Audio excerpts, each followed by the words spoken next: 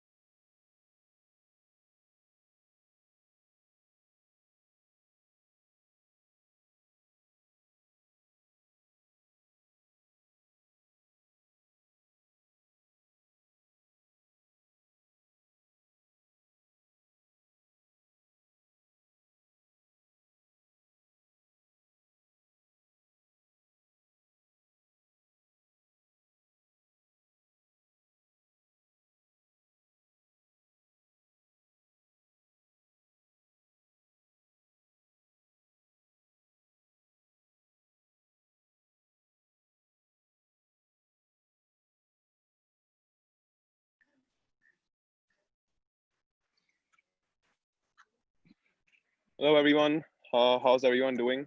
So what you're seeing behind me is actually the NSCI Dome in Mumbai, where a lot of concerts and stuff happens.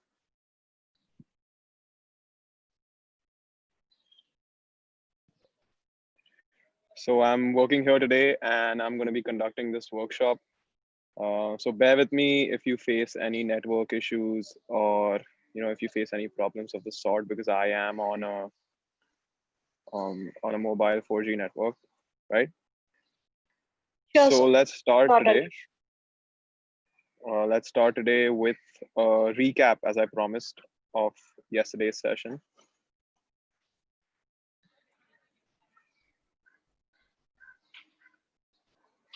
So yesterday we spoke about how you're going to handle your data in brief, and then we went on to speak about journals, their impact factors, their DOIs and whatnot. So I'm just going to make a few concepts clear that some people, because yesterday we were sort of in a rush. Dr. Parag also had to rush through his presentation.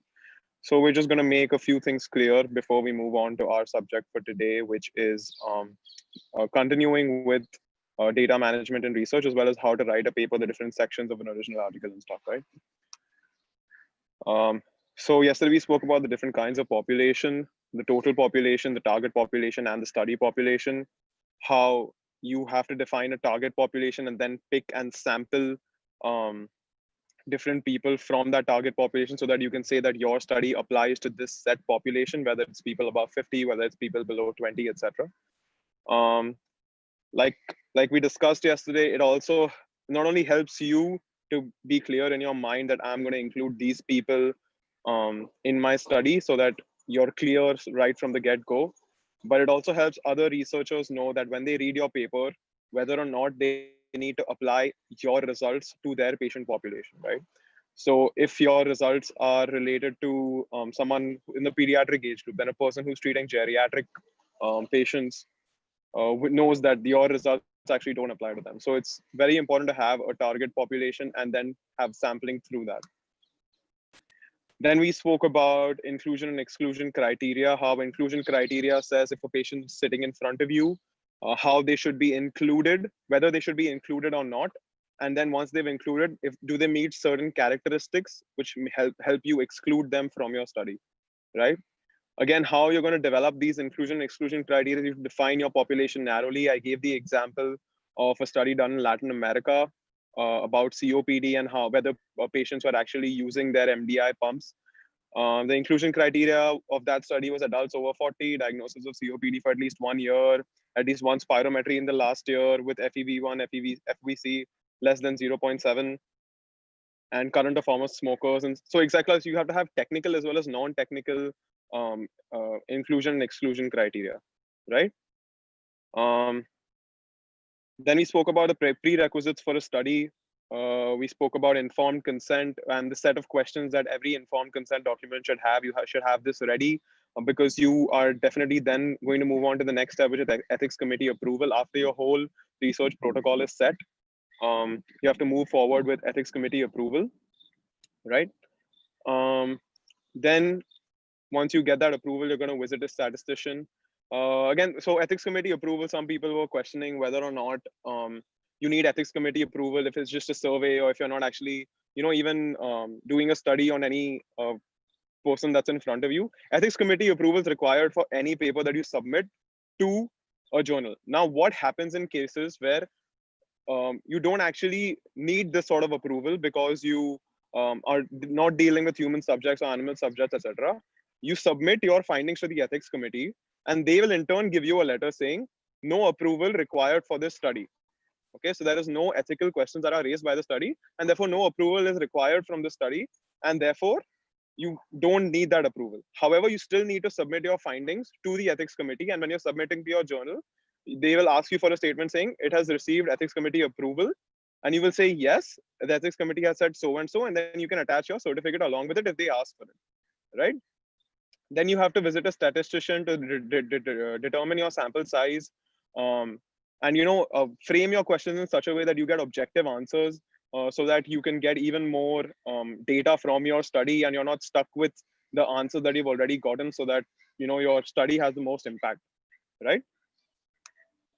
Then how to assess a journal for reading. This is what Dr. Parag Tumne touched upon. It's basically, so journals can be seen by two people, right? They can be either be seen by people who are reading the journal, and for a person who's writing a paper and wants to submit it in that particular journal, right? So when you're reading different journals, what the things that you need to see are whether it's for a specific reader base. Means that, is this journal limited to just hepatology, or is this limited to, say, the spine, or is it limited to orthopedics, or just joints, or just cardiac, or just renal, etc. So every journal has a specific uh, uh, target audience that they themselves are catering to. So if you meet those requirements, that if you are interested in hepatology and stuff, then you go and subscribe to that journal. Then if it's international or region specific, depending on where you live, we hear a lot about ethnicity and genetics differing in different populations in the world, and therefore you need to determine whether it should, or the journal that you are reading should be just based in India, or just Asia, or internationally. So that again is a personal preference, depending on where you're based. So open access and paid viewership. So a lot of people had confusion about open access and what's paid and stuff. Okay, so open access is basically, like I had said earlier, it's open for the world to access. But what happens in open access is that when the author is submitting a paper to the open access journal, they have to pay usually a hefty fine, which ranges from $2,000 to $3,000 to submit their art, not to submit, but after their article is accepted, to publish their article in that journal, they need to pay around $2,000 to $3,000. But however, if it's not an open access journal, if it's a paid viewership journal, which means that if you go to the journal website and you see, you are trying to see your paper, the full text of a paper, they will tell you, okay, so please pay $30, then you can see the full text of the paper, right? So what happens there is that the author actually does not end up paying a lot of money for submission or publication in the journal, but instead that money is taken from the viewers. So this is the sort of the good and the bad with open access, and that's what basically open access means. Okay, now impact factor and altmetric score. So impact factor basically refers to how reliable a journal is. Impact factor is directly related to the number of citations that the article in that journal get. It basically means how many other articles are referring to this article when they're making their paper, right? So impact factor essentially means the authenticity of a journal. Now you all ask, what's the good impact factor, right? So impact factor can range anywhere from 0.001 to even 43, right? Which is NEJM's impact factor. So a decent enough impact factor, I think, for our our student base is somewhere ranging from 1 to 2. If you have a journal with 1 to 2, then you can definitely rely on that journal for any of your scientific needs and whatnot, right? Altmetric score is basically, so impact factor and altmetric score, the difference is that impact factor only assesses the number of times an article has been cited or quoted in another article on the journal, on basically the literature databases, right? But the altmetric score basically assesses how many times an article has been mentioned in Twitter, Facebook, Instagram, etc. So it not only gives you how if so altmetric score also includes how many times it's been published in how many times it's been quoted in other journals as well. So the difference between altmetric score and impact factor is that altmetric score actually assesses whether that paper is being read by a lot of people on non-scientific websites, right? And impact factor only assesses the other scientific journals or articles that are quoting this paper, right?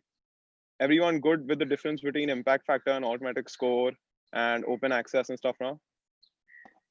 Yes, sir. I guess. Right. Right. Okay. So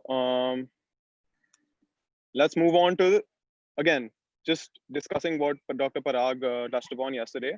This is the sample journal website of one of the best journals for surgery, right? And it says the impact factor right here is 0.7492, right? Sorry, 7.492. So what this basically means is that suppose you take any article in this journal, okay? It's basically been quoted by some other article in the whole literature database 7.49 times on average, okay? You don't need to understand essentially how that whole impact factor comes about, but it's basically a indication of the reliability of that particular journal, okay? Minimum amount of money required to publish in journal in India is 0, okay? There'll be some journals that publish for free, so you don't need to worry too much about that, okay? Okay, so then let's speak about examples of what happens on an article page, okay? So like Dr. Dhumne had mentioned yesterday, there are certain things that you'll see on an article page. This particular thing is your, okay, that's a horrible drawing. Let me just redo that. This particular thing is your author name. Et al basically means and all. Okay, so you can just think about it as and all. So samshtir and all. Basically, Nietzsche gives you a list of the different authors that were involved in making this article. BMC Medicine is the name of the journal that's involved. 2017, the publication year. BOI is basically an electronic identifier. Okay, so every journal article, it's a unique electronic identifier. So basically, that particular the numbers that you see after DOI are linked to this article only. So even if you go on your Safari, if you go on Google Chrome, and you type these numbers on it in the exact format, they'll link you to this article. So most good journals have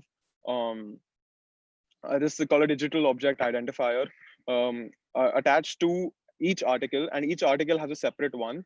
So that is basically a unique number or code given to each article. And this cannot be common between two articles on any journal. So suppose this, you think that, okay, BMC Medicine has this DOI for this article. It cannot be possible that JBJS or BMJ has the same DOI for another article. No, this is basically journals register themselves on an online registry, and each article in the world is issued a unique DOI, right? So again, this is you see this is the type of article that's present here. Again, it says research article. So like we had discussed earlier, research article, review article, letters to editor, case reports, etc. So you can find out the level of evidence that this particular article is providing. This will be the name of all the authors here, right? And star usually marks corresponding author. So corresponding author is basically a person who will answer any and all questions that relate to this article. So that does not mean that he alone is responsible for what's published. Okay, every author is equally responsible for what's published in that article. Okay, so even if you get offers to become authors in other people's articles, make sure you go through them. Make sure there's not some false data or anything involved in those articles, because if there is, then your name also will be dragged through the mud. You cannot claim that, oh, I'm only fifth author. No, every author has to agree with and sign a statement saying that they agree with what's been published, and they'll be responsible in the end about what's published. Okay, everyone good so far? Right. Yes, sir. Okay. let's move on. Sorry, let me just clear these up. What's happening? Okay. So again, this is the abbreviations. So every journal article, even if the abbreviation is DNA, okay, you have to write the abbreviation at the end of your article, or even we'll talk about how to write your article in a bit. But these are basically all the abbreviations listed in that particular article. So funding versus conflict of interest, right? We discussed this in brief yesterday. So funding basically means anyone who's funded it, okay, whether it's a charitable organization, whether it's your own college. If there was any money involved, okay, if you yourself are funding it, you need to you can say no funding was received for this project, okay. But if anyone is funding it, then you should declare it in funding. Now, conflict of interest, okay. Suppose you are being funded by the Bill and Melinda Gates Foundation, okay, which is a charitable organization, okay, but your drug is basically says Gilead. Okay, Gilead is the company that's released remdesivir and was used for COVID, right? So, but if you're studying Gilead through funding of Bill and Melinda Gates Foundation, you don't have a conflict of interest right then and there, okay? Because there is no association between Bill and Melinda Gates or yourself or Gilead, right? A conflict of interest arises when you yourself can gain from what is being shown in the article or what is being studied in the article. Okay, so if I'm studying remdesivir and I am a shareholder in Gilead, and I'm getting, suppose I have done previous studies for them, or I've given them a drug that I have discovered, and they are paying me money, or they are paying me royalty for what I have done for the services I'm getting, then that comes under conflict of interest, right? So funding source and conflict of interest are two separate things. Okay. Author details, here you'll find each and every author. So what someone suggesting was, so how do I contact people, who are in research, and how do I, approach them? So one thing I would say is, start volunteering by, seeing some papers that you really like, seeing the author, corresponding author, who it is, and then moving on to asking them, sir, I am a medical student from India. If there's anything, any multi-centric study or something that you want to do in India, please do let me know.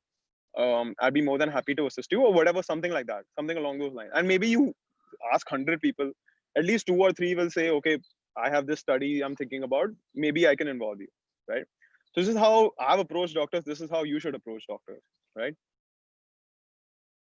Components of an article, we're going to go through them today because we're going to talk about how to write your article, right? But this is just a title. Again, you all obviously know what title is, describes the contents. Authors ensures recognition for writer. Abstract is basically a short summation of your whole article. So if your article is 2,000, 3,000 words, usually the limits for abstract range from 150 words to 300 words, right? So in 300 words, you have to say what you did, why you did what you did, how you did it, what you found out, and what are your conclusions, right? Introduction is explain the problem. Methods is how exactly you did what you did, right? Every instrument you use, everything that you did. Results is what of what you found out essentially. Discussion is basically you are placing your findings in the context of findings that were found before. So suppose today, if I find that I find a disease that is showing a new presentation, right? So it's not like there'll be no discussion that iska kuch previously kuch tha hi nahi, matlab, there is nothing, no other literature associated. No, I'll quote other studies that say, okay, no, this is the presentation. I'm sure somewhere or the other, there'll be some article saying, okay, no, I also have found this presentation. So you can quote that article, right? So it's not like if you're discovering something new, there'll be no discussion. No, that's not true. So we'll discuss about this more as we move on to writing our articles. Acknowledgements, like I said, that if someone has really helped you with your article, but you have reached your author limit, or you have reached the you don't want to include them as authors because you don't think they have done enough work for authors, you can include them in acknowledgement section. It can be an organization. Suppose I'm doing a study in Nair, I can thank Nair Hospital in acknowledgement, saying thank you for allowing me to do this work, or whoever it is. If you have a guide, if you have a mentor, you can thank them in acknowledgements, right? References again are basically those articles that you are citing in your discussion, in your introduction, saying, okay, this was found in this article. So that article becomes a references. Now there are different styles of references, which you can probably just look for online. There's something called EndNote, which makes your referencing really easy. So then we spoke about peer review, right? And a lot of people were confused with what peer review is and how we can go about peer review. So peer review is basically a process that's being followed by most, like some of the best journals, and it's usually given the highest sort of um, acceptance that okay, if your article is peer reviewed, then okay, you're good. Like it's a really good article and it deserves our attention, right? So the overview of the peer review process, I know this table kind of looks confusing, but basically what happens is if once you have your paper, right? Once you have your paper and you are basically ready to publish it, you've submitted your paper to the journal, right? What they're going to do is they're going to give it to an editor who is basically employed by the journal. That editor will then see your article, and each journal has their own what do you say, a list of recommendations that every article needs to follow. So what the editor will first do is he'll see your article, see the list of recommendations that need to be followed, and then he will see whether those two match, right? And if they do, then, and if he thinks that your article has merit on a first cursory glance, and if he thinks that okay, I should forward this to other reviewers. So now reviewers will be those people who are experts in their field. So if your article is about public health, then they'll be PSM experts. If your article is about spine surgery, then there'll be neurosurgeons or orthopedic surgeons who are experts in spine surgery, right? And those people would really would be employed, again not employed, but given these articles by the journal, so you don't need to worry too much about that. So once they give your article to these experts, then those experts can do one or two things. They will either accept your article, okay, in this form, which is very, very, very rare. They had always, or they will give you some recommendations on the article, or actually even a third one, they will reject your article, right? So even without, so again, if they accept it, awesome. Now either they say there are some reviews that you need to do, or they reject it, right? If they say there are some reviews need to do, that's a good sign. Although it does not mean that if you change anything in your article according to the recommendation, that will definitely be published. That's not the case. Okay. So if they ask you to change it and submit it again. But if they reject it, don't submit it to the same journal again. Submit it to another journal. Okay. Because they don't accept repeat entries for journals. Journals don't accept repeat entries for articles, right? So now the question of, although I discussed it earlier, the question was, can I submit to more than one journal because it takes too much time? Like I had said, no, you can't do that because a lot of editors know each other. And if they find out you've submitted to more than one journal, it becomes a copyright issue. It becomes an issue of your reputation. So instead of that, just have some patience because no one's going to kill you if you submit your article next year instead of this week. Okay. And what happens is when you're in a rush, you just tend to not review the changes that the reviewers have mentioned properly. You tend to rush through your article even while writing it normally, and then just tend to submit it with half the details incomplete. And if most of your details are incomplete, even before seeing the article, the editor can directly reject it. Okay. So it's not necessary that he'll say, okay, sir, wow, you have such a good article, like, let's change a few things and we publish it. That won't be the case. If you're not adhered to the journal guidelines, he'll directly reject it. Okay. So that was peer review. And then we spoke about indexing and what indexing is. We spoke about PubMed, we spoke about Google Scholar, Embase. So I want to touch on a little bit because I think I left it halfway yesterday, was that indexing is basically considered as a library, right? And that's what these are. These are online libraries. And a library will have specific books, right? Your college library will have Harrison, but it may not have some Indian Aman Mehta medical book, right? But the difference between our college library and PubMed and Cochrane and Embase is that they want to filter out the journals according to their repute and according to the quality of studies that they publish, right? So there are some good indexing websites, there are some not so good indexing websites, right? So if a good indexing website is PubMed, Cochrane, Embase, where you see your journal information and you see where it's indexed, right? And if they are really showing off about Google Scholar Index, or if they're really showing off about what's that called?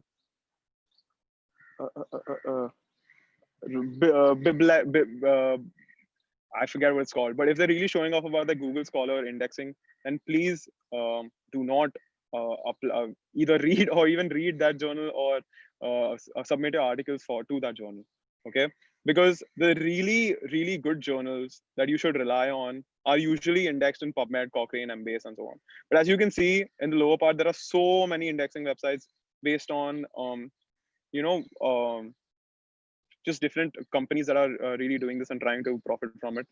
But yeah, so just make sure that you rely on good journals and just see where your journal is indexed before publishing it, because there can be some international journal of health and statistics and it sounds pretty cool, but you'll realize that it's actually not indexed anywhere, and therefore your data will not be published. Because I'll tell you why indexing in PubMed is good. Because as a student researcher, even today, if you want to search for some article, right, you're going to go to PubMed and then you're going to see those articles, correct? You're not going to go to say Sightseer, I don't even know what that is, or site-based search or Scimago or anything like that, and then like Scimago is a good one, but you're not going to Sightseer or something like that and then see your article, search for articles there, right? So that's why if you're indexed in PubMed, the number of people that will see your article is much more. And trust me, like instead of having 10 articles also, if your article is cited even once, right, that's a great thing. That's bigger than having, if you have one article that cited 10 times, is bigger than having 10 articles that are not cited anytime, right? Because, and people know this, like we as medical students may think that nahi, hame to bas article number, I have 10 papers, I have 15 papers, I have 17 papers, I have 20 papers. But that's actually not true, because true researchers know that it matters how many times your article is cited, where it's published, whether that publishing journal is indexed in a good place or not, right? So just make sure you have tried and tested these before you move on. So now finding journals as per your interest, a lot of people had questions. So I'm interested in hepatology, I'm interested in say diabetes treatment or renal or something. So again, you go to your PubMed website. On the bottom left, you see this, it says journals, right? Once you click on it and you type your field of interest, you type hepatology, you type renal, whatever it is. Suppose I type hepatology, I get 251 journals that either are indexed in PubMed right now or were indexed at one point in time. They're not indexed anymore either because they didn't adhere to the qualities or guidelines of PubMed anymore, or they just stopped publishing, right? So you see all these journals and you can definitely just go on these journal websites, see what articles they're doing, right? So in this way, you can find out the journals that are there on PubMed through the PubMed's own NLM catalog, right? Instead of searching on Google and then thinking, oh, is this reliable or not? So this is a way to find your journals, okay? And once you suppose I click on therapeutic advances in gastrointestinal endoscopy and stuff, and then suppose I open that, and this is the information that it'll give me. And the most important is it'll give you a link directing you to the journal website, so you don't have to go to Google again and then search for it. It'll give you the direct link to the journal website, and it'll also give you its current indexing status, which means that now if you publish your article in that journal, you will not be indexed in PubMed. All right. So just make sure you have these two things settled down before you choose a journal either to read or to publish in, right? Okay, just making sure you guys could hear me. So finding out if a journal is predatory, right? You get, as Dr. Dhumne said yesterday, you'll get a lot of people messaging you saying, hey, we're this European Journal of Health Sciences or International Journal of Medical Students or something like that, saying, we're really in need of articles. We want you to publish in our journal. Please send ASAP for publishing within this 1 month and whatnot. But trust me, those are predatory journals, which means that if you see where they are indexed, either they lie about where they're indexed, okay? And you can easily find out through your PubMed journal search whether or not they're indexed there, okay? Or they will not be indexed anywhere. I mean, most of the times it's that they are not indexed anywhere, okay?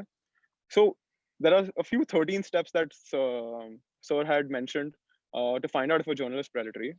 Is that if the scope of interest includes non-biomedical subjects, like if a person is ready to publish engineering, law, business, and medical along with it, then you know that there is something dicey going on, because journals are usually very focused in their interest groups.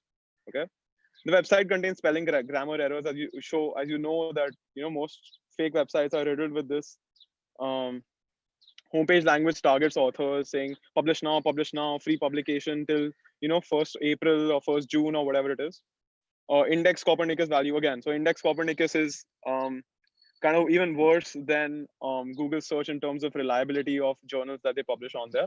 So if that is really being promoted, then don't be too reliant on that particular journal. Description of manuscript handling process is lacking. So each journal actually publishes exactly what they need from the author in the instructions for authors, and they tell you exactly what format your article should be, and whether your figures can be included in the original article page, or you have a title page and whatnot. Then rapid publication is promised, of course, another red flag. Article processing fee is very low. Like I said, most open access journals have article processing fee in the range of $2,000 to $3,000, or at least more than $1,000. So this is not a direct link. Okay, agar ye hai to ye fake journal. And no, that's not the case. But if it is low and they are promising, like, fast publication, they're really supporting the index Copernicus value and stuff, then you can, be on alert that, okay, this is a fake journal. And of course, the correct email address is not professional. If they have something at gmail.com or something at yahoo.com, most journals have it at their website.com. Like we have like at pubgeek.com and stuff, right? So that was a recap on what we discussed yesterday. Okay. We're gonna move on unless y'all have any further questions. Let me just check YouTube feed. And unless do you guys have any further questions, or can we start what we were discussing today?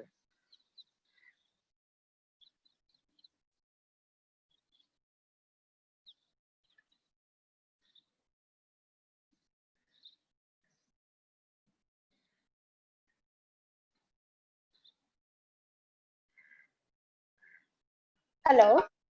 Yeah. Yes, sir. There is 2-3 major questions I can see in the comment section. One is, what is the minimum amount of money required to publish our I think I already journal answered in that. India? That answer was zero. Our answer was zero, because it doesn't need, our journal doesn't need to be open access. And if it's not open access, then it'll basically be free if it's not open access, right? Okay. Another question is, what if we are viewing an article for literature review and that has cited a page? So for that particular data, which study will be put in the reference? Like if a original study is a paid article and we are referring it for literature review, shall we cite it or not? The results. So what if you're viewing an article for review and that has been cited a page? So for that particular database study, will go in there. Okay, I didn't completely understand this question, but basically, I think I understand the spirit in which it was meant. So basically, if you have, say, one article saying, you know, like spine surgery was formulated by, or say scoliosis surgery was formulated by a kite, right? And if you just copy that sentence and you cite that article, the same article that it is citing, right? The issue then becomes that if that person has not really gone through that article and they have just written that sentence there, then you tend to further that chain of falsification. So each and every article that you're citing, I would recommend that you read it. Okay, you read that article, and then you move on to answering your questions and what. I mean, then you move on to like actually citing it, right? There is another question. Can we get online ethics committee clearance certificate? If so, how? So that depends. Honestly, that depends entirely on your ethics committee if they're ready to approve your applications online or not. That changes from city to city. That changes from even institution to institution.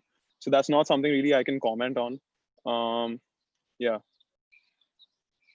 So preprints, right? Preprints are a lot in the fashion right now. So preprint is basically a journal gets an article. Okay, they have just an editor go through it, see that it complies with the journal guidelines and the journal requirements. Okay, and if it does, this upload it to the preprint server, which is pending peer review verification. Okay. Yes. Okay. So now I think it's time to start today's session. Yeah. We're gonna start with how you can design your own. We're gonna start with how you can design your own questionnaire surveys. Can everyone see this on there? Can you guys see it at SNO? Can you guys see my share screen? We Hello. can see it, sir. All right. Yes, sir, Okay. you can see. So we're gonna start with how you can design questionnaire surveys, right? Because that's one of the most popular ways that medical students go about doing their research. Um, so questionnaire survey is what you need for a questionnaire survey. You need a sampling frame from which you can choose a representative sample. Again, a sampling frame is basically your target population that you're talking about, and a representative sample is basically the kind of people that you need to be in your study so that you can talk about the target audience, okay, the target population.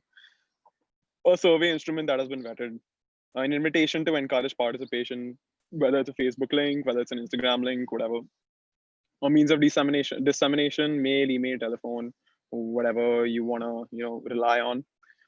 Method of following up in non-respondents, a system for creating and managing a database of survey responses, and a plan and method for analyzing your results. Right. So a lot of these things, a sampling frame with a representative population, your statistician will help you with. A plan and method for analyzing results, your statistician will help you with. A survey instrument that has been vetted, again, your statistician will help you with, right? And most colleges have their own statistician within the PSM department. I have one at Nair as well. And we at PubGeek are working to give you access to a statistician soon. So you guys can just email them or something, and they'll help you out with your study and whatnot. That's what we're working on. No promises on when it's actually going to come to pass, but that's what we're working on. Okay, so let's move on to A and D of questionnaires, advantages and disadvantages, right? You can collect personal and or risk factor data not typically contained in hospital records. So see, there are two ways of basically going about things, right? One is either you are studying patients, and the most common way of studying patients is you go to the hospital. Hospitals usually have records of their patients spanning 7 years. Okay, so you go to the hospital, you see what stuff that patient came in with, and what was at least written down by the doctor. Okay, and then you say, okay, that patient healed, his fracture healed within 2 weeks, and that's a great response. And on average, the fracture healed within 3 weeks. Yeah.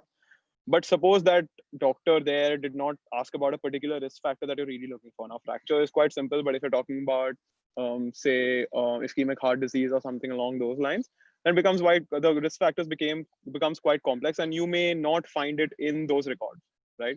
And that's why you're starting a questionnaire or survey, so you're getting first-hand information from the patient, right? Disadvantages is each survey response need to be validated, and it becomes quite, burdensome and costly. Um, so what? So again, let's move on, and then you all will understand what the basic difference is. So, okay, so a lot of people don't understand the difference between a survey and a questionnaire, right? So a questionnaire is a item or a list of questions that has been vetted either by experts or by. Just give me a second. I'm getting a call from the hospital. Yeah. Oops.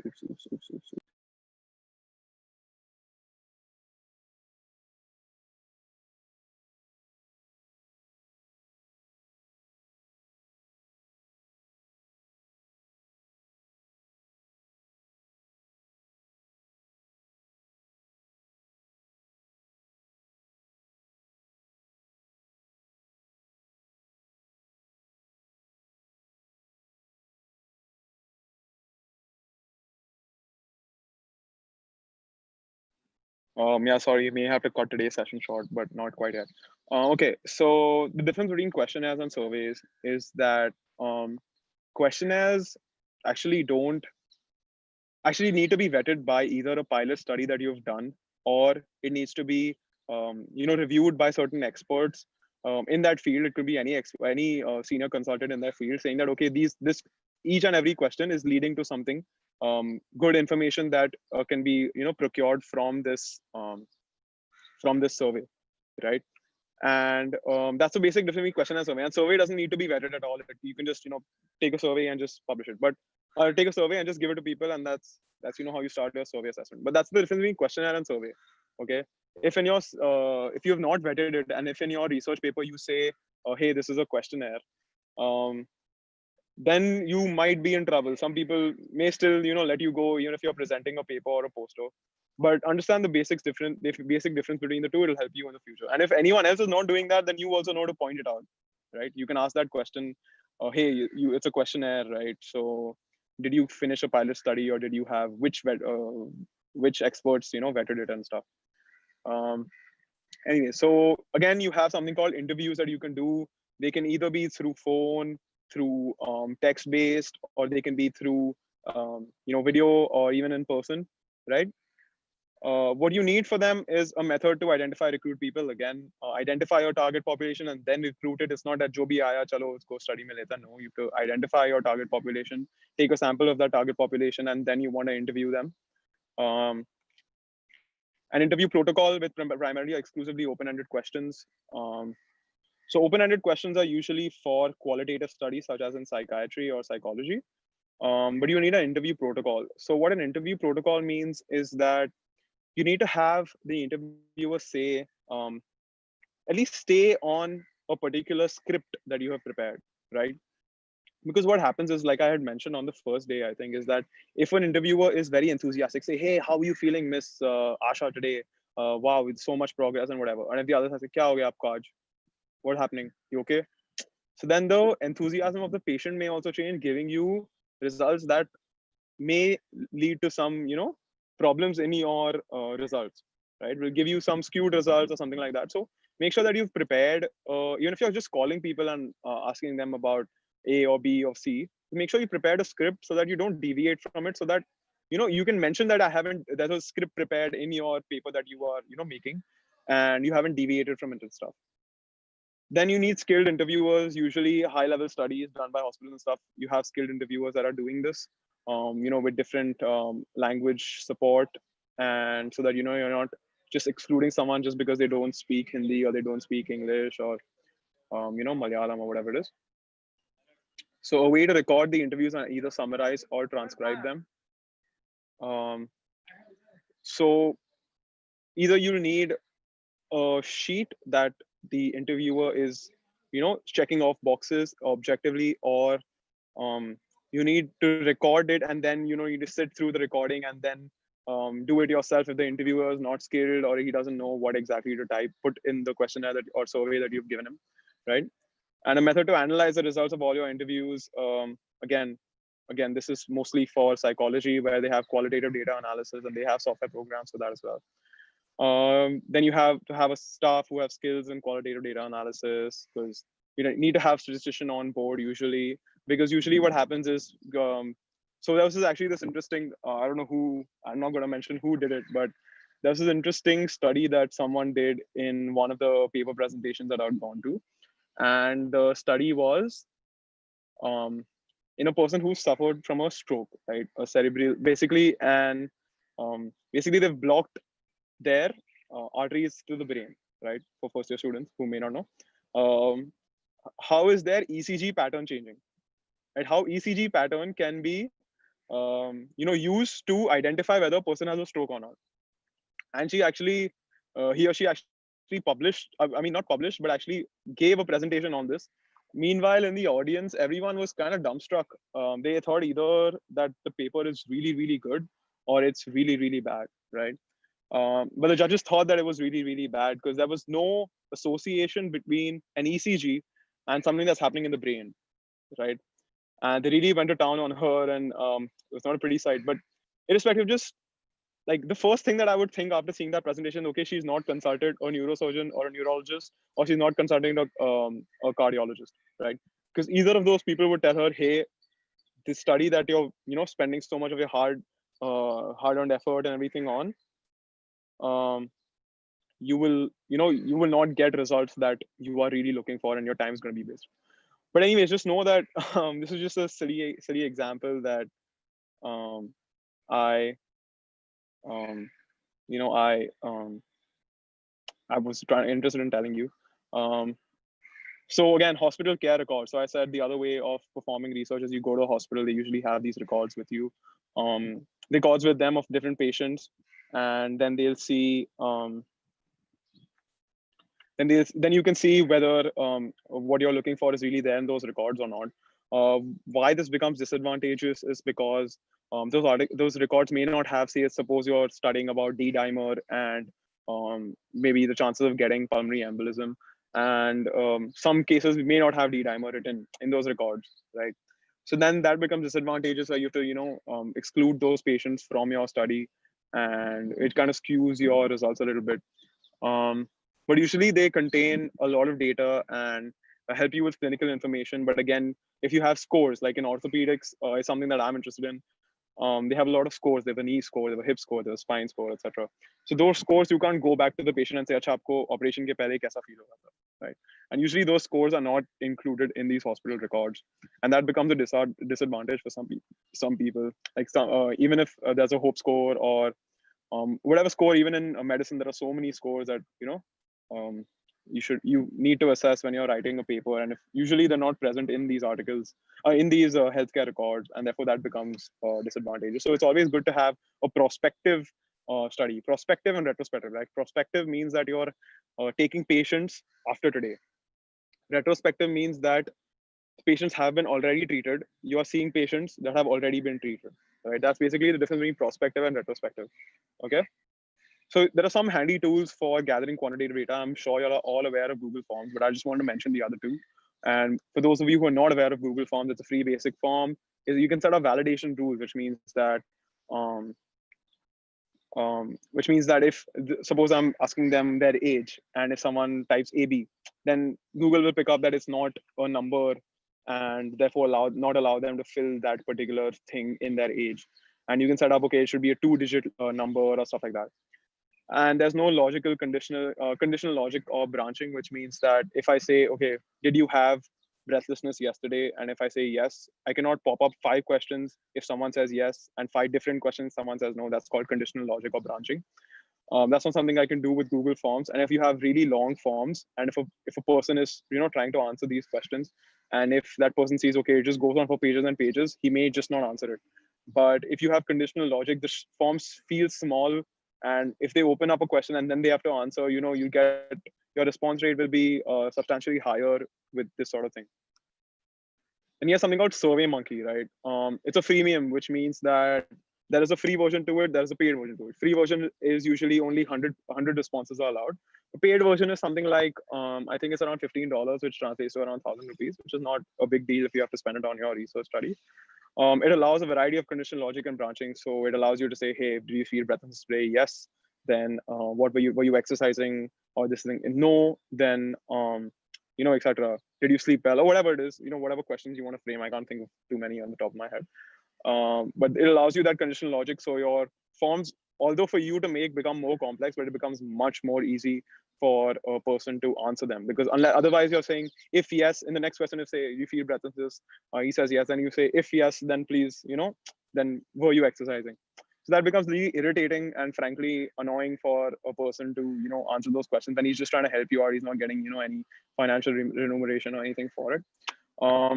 It has better collection options as well. You can take surveys on Facebook Messenger and mobile apps within the app right there. And then you can collect responses offline and then upload it. So people who are doing studies in, faraway places where they themselves are holding a tab and they don't, have access to internet. So Google Forms needs internet and stuff. But this gives you access to offline. So you just, you yourself are typing it. If you're giving it to other people when there's no internet, you type it in and you submit it. And then once you connect to the internet, it automatically uploads. And then you can, use it for your Excel sheet and whatnot. So it's a little more convenient than SurveyMonkey. It is paid for for some features, right?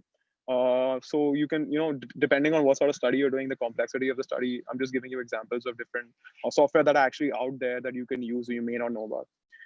Airtable, again, is something that I use every day. It's geared towards collecting data for non-survey related studies. So if you're using the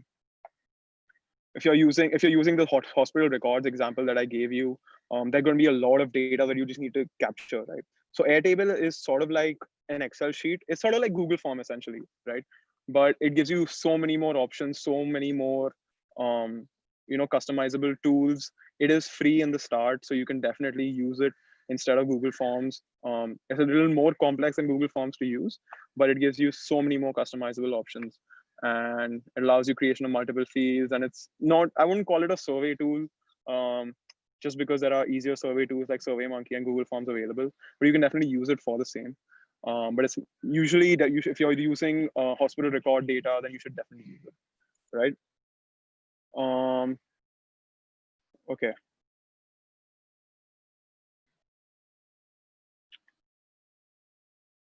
Right. So let's move on to how should I collect data? Okay, formulating your own data management plan, right? So the types of errors in studies are, it can go either three ways, okay? Either you're producing bad data, okay, which okay, so let's just start. So there are three basic types of error, okay? These errors that are in the study planning stage that result in data collected that is of no use and will not play a role in answering our research questions and objectives. Okay, that's bad data, right? And that's why there is data management, so that in the study protocol, so that it is designed to be, error proof, essentially. Okay. So suppose there is some sort of data that we're collecting that is actually wrong. Okay. Consider you are using a weighing scale, okay, that is off, that is not working, that's 50 years old and is really not working. So if you're weighing everyone on that weighing scale, you're producing bad data, which means that it's not reliable from the get-go. Okay. Or there could be errors in data management, which mean that suppose you have said, okay, you've used a proper scale and you have said, okay, this lady's weight is 50. Okay. But the person who is actually filling that data, suppose you're filling it in an offline form and then you're uploading it through Google Forms or SurveyMonkey or Airtable, etc. And suppose the person who's uploading that data says accidentally puts 40, right? Then that again becomes an issue because again, you have data that is, skewing your results either way. And then there are errors of statistical analysis, because sometimes what happens is you think, okay, hey, I don't need a statistician, it's difficult to find a statistician, it'll take me time, he'll take 5 days to give me results and stuff. Instead, I'll just do it, or t-test hi to karna hai kya usme. So sometimes statistics, trust me, is one of the most complicated fields of research, and thank God that you don't have to do it, because there are statisticians available. So there is something called parametric tests and non-parametric tests, and if your data has to meet certain guidelines in order to use the t-test, and if it doesn't meet, you can use non-parametric tests and stuff. So you should make sure that you're using your statistics properly, and your errors that way are limited in both producing bad data, data management, and in statistical analysis, right? So again, like one example, suppose I'm talking about people consuming food, and I want to see how many calories it takes to gain suppose 1 kg in a 60 kg woman, right? um, so I use self-reported energy intake, which is basically I ask them aapne aaj kya khaya, and they'll say aaj roti khai, dal khaya, rice khaya, whatever, right? And sometimes, most of the times, they won't be able to tell you exactly what they ate, and that will give you bad data, right? That will give you data that you can't really rely on, that you can't base statistics on, you can't base your conclusions on, right? So usually this is called a recall bias, and usually it results in producing bad data. And there are certain confounding effects. So confounders are basically, suppose I'm talking about a person's alcohol intake and a person suffering from lung cancer. If I'm trying to study whether alcohol intake is associated with lung cancer, right? But I should also remember that people with high alcohol intake are usually tend to be smokers, right? So is alcohol intake associated with lung cancer, or is smoking associated with lung cancer in this case? So here, um, smoking becomes a confounding factor where it's affecting your results because it's related to your results as well as what you are trying to ascertain. So it's a little complex. We go through it in the statistics module tomorrow. But yeah, those are the main ways that you can actually, produce bad data. Okay. So again, bad data is the worst form of error because it's one in which you can never come back from it. You're not going to go approach 800, 900 people again saying, so please fill up this data. This question I asked wrong, or this scale that I used was wrong, so please give me your weight again. There's no justifiable conclusions that can be made. You can't say, okay, ठीक है, चलो सबका ही weight 5 kilo कम होगा पुरानी scale में. That can't be the case, right? Then you have errors of data management in which again, like I said, you have errors in initial documents copied to the database. Interpretation of data in initial document, like if a person is writing 50, but if the person who's putting that data online is saying, no, it's 40, then again, you're messing. It's a very simple form of an error.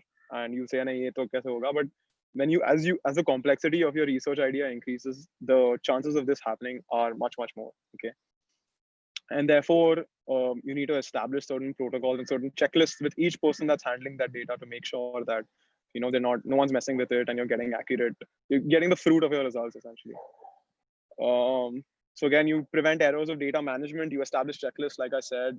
If your values are missing for one individual, it's better to avoid including that individual. If you think ki nahi ye bande mein kuch to lafda hai, so then you completely avoid including that person from your analysis. Okay. And the third is that you should keep your data with you, because eventually what happens is that even if you publish your data, it's all good. You think, okay, wow, mera study khatam, chalo. But people can ask you for the original data from your study, whenever or wherever they feel that, they're raising some questions on your study. You can just simply provide the data with, hey, this is what I based my study on, and then no one can able to question you. So what I usually do is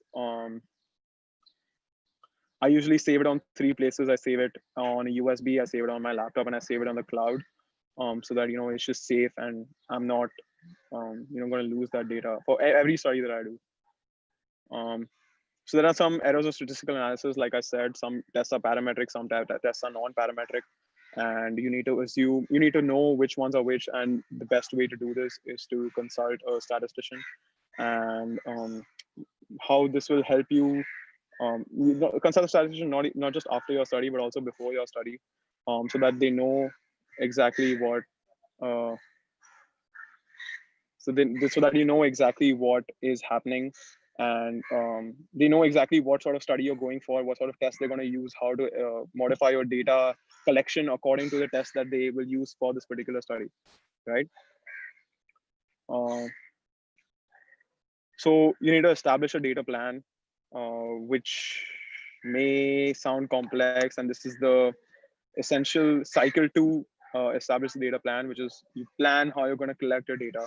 Okay, collect and organize this new data, assure data quality by establishing checklists, and then describe the data, use the data, and preserve the data. Like I said, it's very important to preserve your data, because anyone at any time can ask you, hey, I saw your study and I don't believe you, and I want raw data for it. So rule 1, a good first step is to list the various types of data that you expect to collect or create. So I'm just giving you a rule guide on basically how you're going to make your life easier. Like I'm sort of giving you a checklist on what to do when you're starting off with your study, which is maybe new or old or whatever it is. So good first step is to list the various types of data that you expect to collect or create. This may include text, spreadsheets, software and algorithms, models, images, movies, audio files, patient records, whatever it is. Just make sure you've listed it listed somewhere about the data to be collected. Okay, just give me 1 more second. I'm getting a call again. Hello.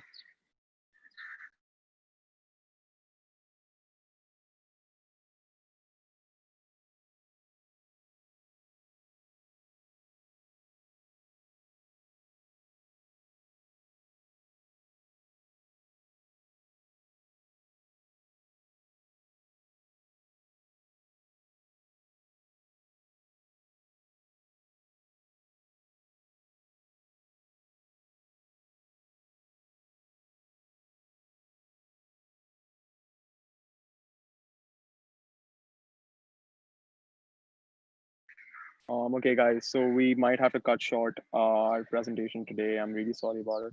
But there's a patient that needs to be transferred, and I need to go there in a bit.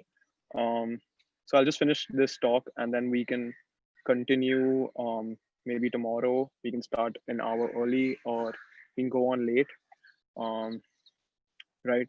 So again, identify data to be collected is you need to identify what sort of data you're collecting, whether it's text, spreadsheets, software and algorithms, models, images, how you're gonna sort out that data once you get it, whether it's making folders on your laptop or using a software like Airtable or whatever. Just make sure that you have it. Direct, what sort of sources are you going to, are you directly going to observe this data? Are you going to have experiments? Are you going to have simulations? Are you going to have interviews that you're collecting? Or you're going to compile data from other studies like in meta-analysis and whatnot? The volume of data, amount of data to be collected, so that, you know, if you're using, say, Google Drive, which usually has a 25 GB limit on free accounts, you may exceed that amount, and, you know, hey, like, what do I do now? So just make sure that a picture is roughly 2 to 3 MB. If you're collecting 1,000 patients, that's around 2,000 MB, right? So which is around a little less than 2 GB, right? So just make sure you have all this in your mind, so that, you know, later on you're not bothered with all these things. And the data file and formats, good choices are usually CSV and Excel, because that's what statisticians use to, you know, put your data into SPSS and then give you whatever analysis you need from it. So again, rule 2 is define how data will be managed. Whether you'll be using programs like Excel, who's going to be managing it, exactly. So who's going to be collecting it, how that person is going to transfer it to whoever's managing it, and how that managing person is going to put it online. Or even if you're doing all those things, say, okay, I'm going to collect it in these 2 days, then upload it, then again collect 2 days, then upload it. Whatever you want to do, just establish a plan, definitively. And if you have larger data volumes and usage constraints, you may require relational database management systems, which if you do, please contact me on contact us at PubGeek.co, and we'll definitely help you out with setting up MySQL databases and whatnot. In rule 3, describe how quality will be assured. Make sure that it may be necessary to follow some quality assurance and quality control guidelines, depending on the nature of the study and the research sponsorship. And there may be such requirements stipulated. If they do exist, they'll be stated in your research protocol. Regardless, it's a good practice in general to abide by some quality assurance and quality control measures that you plan to employ in your project. They may include training activities for all the people who are involved with your start, for all the people who are involved in your research collection phase, and how to evaluate errors. Just give me 1 second again.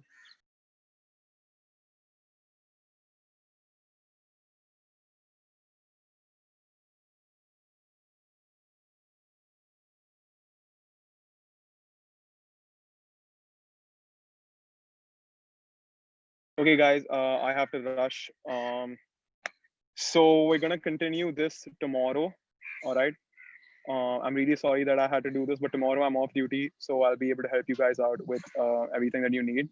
We'll give you the exact timeline of how we're going to do, how we're going to go about this tomorrow by tonight. So I just have to rush. There's actually a patient that needs to be transferred. All right. I'm so sorry about this. Yes, sir. Not But an I'll see you issue. guys We tomorrow. understand. Yeah. Right. Thank you for Again, taking remember to out subscribe time to from. PubGeek. Remember to subscribe to SNO Chattisgarh and PubGeek on Instagram. I'm going to see you guys tomorrow. I'm so sorry this had to end this way. I really try to fit it into my schedule, but I'll definitely see you tomorrow and we finish everything that we need to talk about. All right. Thank you. Yes, sir. Sure. Thank you so Yeah. much, sir. Bye.